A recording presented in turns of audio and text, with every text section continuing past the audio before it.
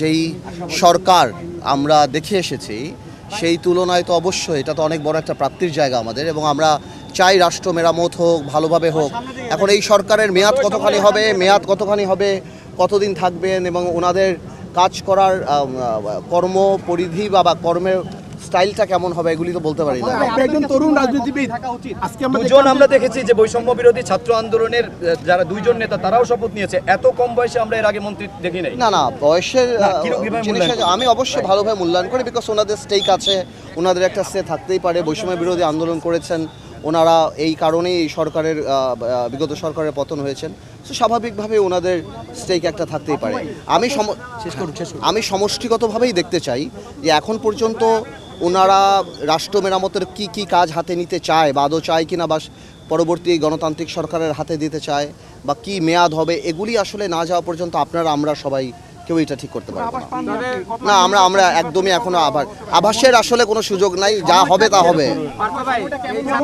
না দেখুন, আমি পরিষ্কার একটা কথা বলি। দেখুন, আমরা রাজনীতি করি, জনগণ ভোট দিতে পারে না 15 বছর।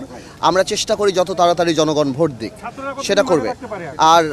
আর সেক্ষেত্রে যদি রাষ্ট্র মেরামতের এমন কোনো কিছু কনসেপ্ট ওনারা নিয়ে আসেন, আমরা মনে করি যেটা সম্ভব, সেক্ষেত্রে কিছু সময় এক্সটেন্ড করলেও উই হ্যাভ নো প্রবলেম। আমি এই মাসের কথা না, নির্ভর করে রাষ্ট্র মেরামতের কোন কাজটা ওনারা হাতে নিতে চান। তো এই ব্যাপারে তো আমরা কিছুই জানি না, ওনারা কি করতে চান, আদৌ শুধুমাত্র নির্বাচন করতে চান বা আরও অন্যান্য কাজ করতে চান। যখন আসবে তখন আমরা বুঝতে পারবো।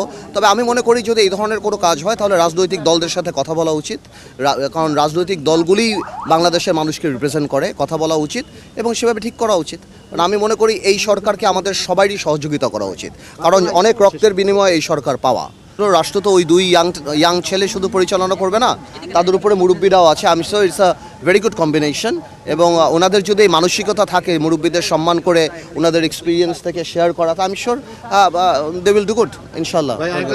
ছাত্রদের প্রতি আপনার কোনো বার্তা থাকলে ছাত্রদের প্রতি, ইয়াং জেনারেশনের প্রতি কোনো বার্তা থাকলে? ইয়াং জেনারেশনের প্রতি আমাদের একটা বার্তা এটা হলো যে রাজনীতিতে আমরা যেমন সবসময় মনে করতাম আমাদের একটা ভিজিবল অপোনেন্ট আছে, সেটা হলো বিরোধী দল। আওয়ামী লীগ যেমন মনে করেছে বিএনপি জামাতকে আমাদেরকে সরিয়ে দিলেই সব শেষ হয়ে যাবে, বাস্তব সেটা না।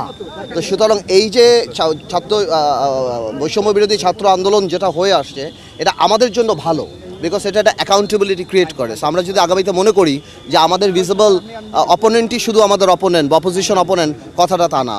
আমি এই ব্যাপারে অত্যন্ত আশাবাদী যে এই যে আন্দোলনটা হয়েছে এটার ব্যাপারে আমি অত্যন্ত আশাবাদী। এটা ভবিষ্যৎ রাজনীতিবিদদের জন্য অনেক চিন্তার ব্যাপার। তবে সব পুলিশ খারাপ না, কিছু 15 বছরে দলীয়করণ হয়েছে, সব পুলিশ খারাপ না, এটা ইম্পর্টেন্ট। তবে আমি একটা জিনিস মনে করি এখানে যে কোনো ব্যবসায়িক নেতা যদি থাকতো এখানে, যেহেতু ইকোনমির অবস্থা এত এরকম, এখানে মানে রাজনৈতিক অবস্থান এত, কারণে ইকোনমির অবস্থা এত খারাপ, কোনো ব্যবসা এক্সপার্টিস যদি সর্বজন গ্রহণযোগ্য কেউ থাকতো হয়তো ভালো হতো। বাট এগেইন ইউনূস সাহেব is a big economist, I am sure he will handle it.